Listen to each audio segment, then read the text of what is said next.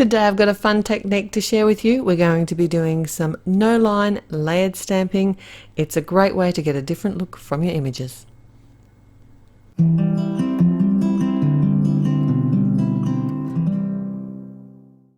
Hello and welcome, it's Therese and I'm here for Altenew, and today I'm going to be using this Wispy Joy stamp and die set to make a beautiful floral card.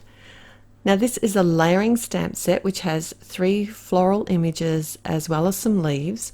Now each of the flowers has an outline and the layering stamps, and they are marked on the packaging which order to stamp them in, and there's also lines on the packaging which will tell you which images coordinate or go together to create the flowers. Now I'm not going to be using the outline stamp, which is normally the one I'd stamp first, because I want there to be a no-line look.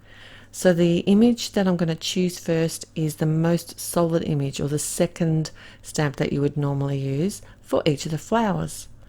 Now this particular flower here has a couple of leaves attached to it, so I did have to make sure that when I placed it on my Misty stamping tool that I faced it with enough space to put those leaves on, because I want to do all my stamping and all my die cutting at once just to make it a much faster process.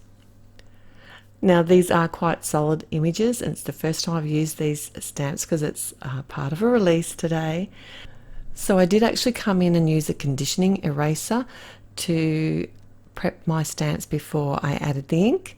I'm using the Tranquility ink set, which is just beautiful, and I want to create 2 different colored flowers here, and leaves.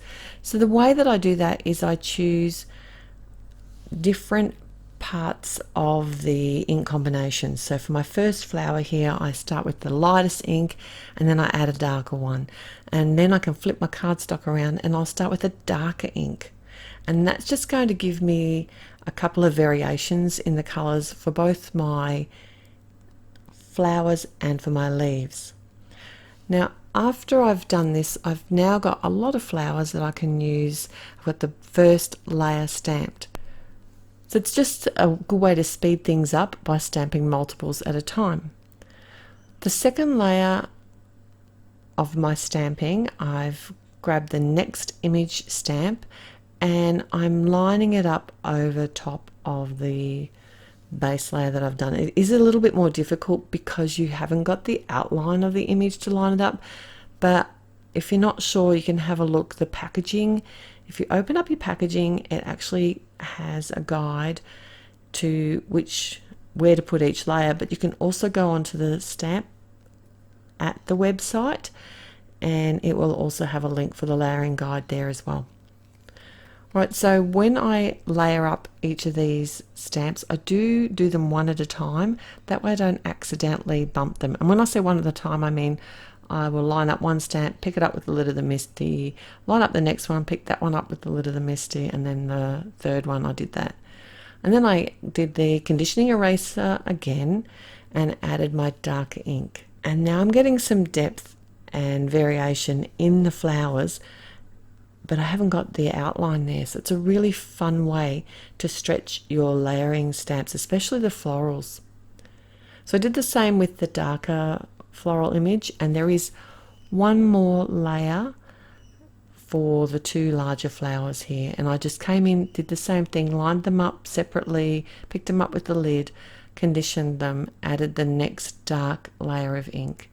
And I sometimes will jump 2 of the colors of ink. I won't just go to the very next one.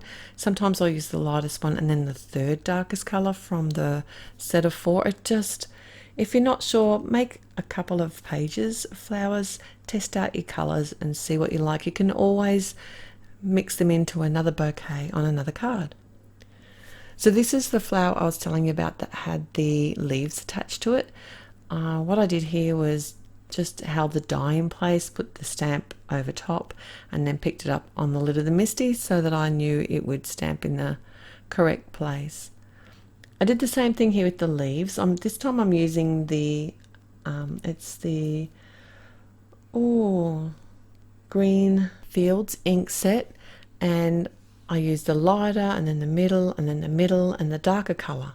So for the first one I used the the frayed leaf and the forest glades, and the next leaves I use the forest glades and evergreen.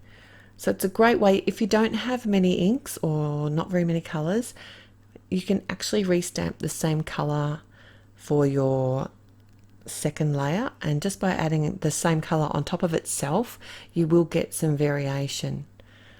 So that's a good handy tip. Or you could add purple on green, that would also give you lots of depth as well. The centre of the flowers, I just came in with the Obsidian Black, which is one of my favourite black inks. So bold. Now I did use the coordinating dies here to cut all these out. I wasn't sure exactly how many flowers I was going to be using on my card, but I didn't mind having a few extras on hand. I've got a few background panels sitting off to the side that need some attention, so I might just grab those out and use them with this. So I also created a sentiment, which is from the Hello Friend stamp set, and cut that out with the Halftone circles die set. And then it's time to assemble our card. I felt like this card needed a little bit of texture, so I had a piece of white cardstock which I ran through my die cutting machine with it's the organic linen 3D embossing folder. This is quite a subtle look, even though it does have quite a bit of dimension, and I did actually go back and die cut that with the largest of the rounded rectangles as well. And that was just going to give me a panel to pop up my bouquet. I wanted this to be quite a clean and simple card, just to show off those beautiful no-line flowers. So I'll pop that panel up on the front of an A2 top fold card, and then I could just come in and add some different layers with the flowers. I like to have some directly onto the background. I just use my glue tape to do that, and the ones that I popped up I used the foam tape. And then I actually came in and added a few of the satin white sequins at the end as well. I hope you were inspired to try some no-line layered stamping. I think it works particularly well with the Altenew flowers, and if you do, don't forget to share them with us. We'd love to see what you create. And I hope that you're enjoying the release and that you get a chance to hop along and see what everyone's created. It's always such fun.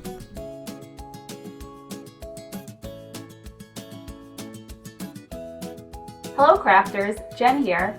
For more tips, techniques, tutorials, and to discover which paper crafting products are right for you, subscribe to Altenew's YouTube channel. Make sure to hit the notification bell so you don't miss any videos. Thanks for watching.